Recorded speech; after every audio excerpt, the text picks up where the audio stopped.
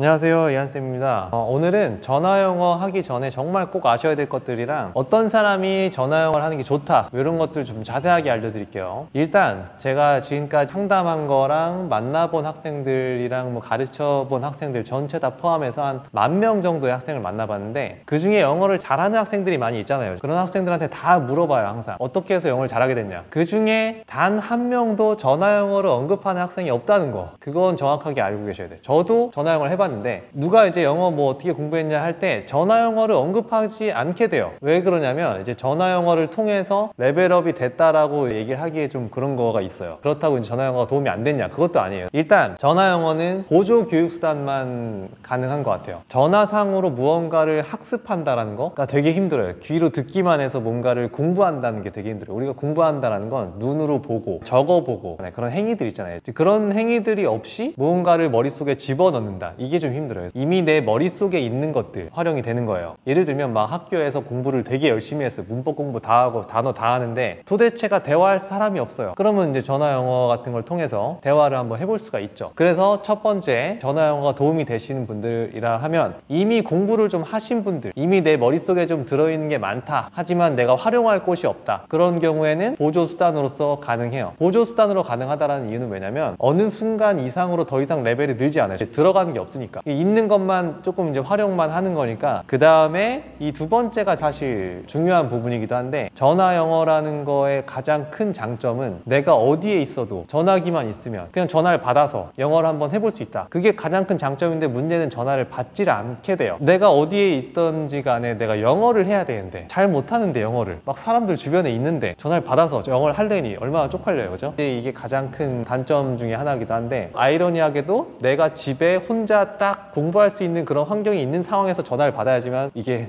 돼요. 두 번째, 전화영어를 하면 도움이 되는 대상은 공공장소에서 버스나 지하철 이런 데 있죠. 사람들 많은데 전화를 받아서 영어로 대화할 수 있다, 그 정도 깡이 있다, 그러면 전화영어 효과가 있어요. 자, 이제 세 번째 전화영어의 장점이나 단점이에요. 시간이 너무 적어요. 학습 시간이. 왜냐면 이제 전화영어라는 학습 컨텐츠는 저렴하게 해서 부담 없이 접근할 수 있게끔 판매를 하려는 상품 중에 하나예요. 저렴하게 하려다 보니까 시간이 적을 수밖에 없죠. 막 하루에 10분 해가지고 일주일에 한 3번 10분씩 이렇게 하는 건데, 10분을 공부를 한다고 해서 엄청나게 뭐가 효과가 있다라고 하긴 좀 그렇잖아요, 사실. 그렇죠? 약간 재미삼아 아니면 알고 있는 건 조금 사용하는 그런 느낌, 외국인과 한번 대화해보고 싶다, 그런 느낌으로 이제 전화영어를 하시게 되는 거예요. 자, 그런데 이제 이걸 하다 보면 이런 생각이 들어요. 차라리 그러면 그런 어플리케이션을 통해서 외국인을 만나서 그 사람하고 전화를 통화하면 전화영어가 아닌가, 공짜로 할 수 있는 거 아닌가 하는 생각을 하게 되죠. 모두가 그렇게 접근을 해요. 전화영어로 돈을 내다 보면 앱을 한번 깔아서 사람을 사귀어서 내가 전화를 한번 해볼까? 이런 생각들 한번 할 수 있을 거예요. 그러면은 그거에 대한 문제점을 또 알려드릴게요. 어플리케이션에 대해서. 제 학생들 중에 몇 분 계셨는데, 제가 이제 이런 어플리케이션을 통해서 이 외국인을 만났는데 그 사람이 그 나라에서 지금 굉장히 힘든 일을 겪고 있다, 내가 이걸 도와주고 싶다, 돈을 좀 얼마 좀 보내주고 싶다, 이런 얘기들을 하시더라고요. 제가 아무리 이거 지금 사기다, 보이스피싱이다 얘기를 해도 빠졌어요. 이게 정신이 확 빠져가지고 머리로는 아시는 것 같은데 마음이 편치가 않은 거예요. 그냥 해주고 싶어요. 그냥 잠깐 하루 이틀 만나가지고 당하는 게 아니에요. 이게 그분은 막 6개월 1년을 알아왔어요. 이 사람을 6개월 1년 동안 작업을 한 거죠. 아프리카 쪽에 있는 어떤 일부 나라들 중에 영어를 할 수 있는 사람들이 있어요. 그런 사람들이 주로 그런 작업들을 해요. 6개월 1년 동안 여러 명의 회원들을 관리하면서 돈을 가져가는, 계속 이런 신종 비슷한 것들이 계속 나오기 때문에 굉장히 위험해요. 아주 젊거나 어리거나 아니면 아주 나이가 좀 있으시거나 하시면 너무 빠지시더라고요. 그런 어플리케이션을 통해서 만난 사람들은 일단 선생님은 아니니까 알려준다고 해도 이게 맞다라는 보장이 없는 게 꽤 많아요. 사람을 잘 만나기가 굉장히 힘들기 때문에 그걸로 뭔가 영어를 공부하겠다, 레벨을 늘리겠다라는 생각을 버리시고 호기심에 한두 번 정도는 한번 해볼 수는 있는데 너무 깊게 빠지시는 거는 정말 비추. 자, 그러면 이제 화상영어라는 게 있죠. 인풋이 안 되잖아요, 전화영어가. 그러니까 이거를 보완해낸 게 우리가 이제 화상영어라는 게 있는데, 이 화상영어는 장점은 공부 학습이 가능하다라는 거, 뭔가 새로운 게 들어가서 레벨업이 가능은 해요. 하지만 단점은 집에 딱 컴퓨터 딱 앉아가지고 이렇게 각을 잡아야지만 학습이 가능하다 보니까 전화영어처럼 막 밖에서 할 수도 없고, 그러다 보니까 이게 학습을 집에서 한다는 게, 컴퓨터 키면 뭐부터 해요? 일단 유튜브부터 키고 막 인터넷